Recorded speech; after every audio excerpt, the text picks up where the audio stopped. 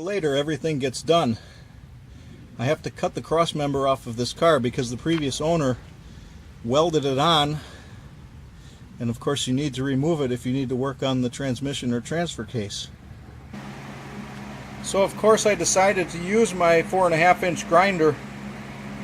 For about 10 years or more I've been missing the pin spanner that's used to tighten the nut, and I'm tired of fighting with it. The threads are getting mucked up to the point that it's difficult to tighten it by hand, and putting a channel lock on it every time is a real pain. So I decided to make a pin spanner. And I need my lathe to make the pins for the spanner. And every time I take my lathe in and out of the cabinet that it's in, I end up lifting it up by the motor, or attempting to, and usually picking it up somewhere else, but it's a real pain.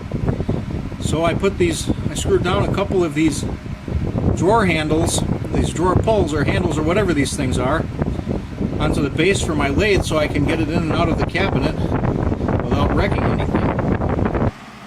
So I used the lathe to make these pins for the pin spanner, and I welded them on, and as long as I'm tackling all these different things, I welded a couple of hangers onto my welding cart so that the gun and the cables are not draped all over the place anymore. They'll be nice and neat stored on the cart where they belong.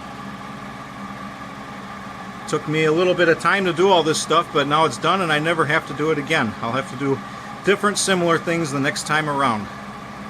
I have a pin spanner I can use to tighten grinding wheels onto my 4.5-inch grinder, and I can get back to work using my 4.5-inch grinder to cut the... And as a side benefit, my welder looks a lot happier now too.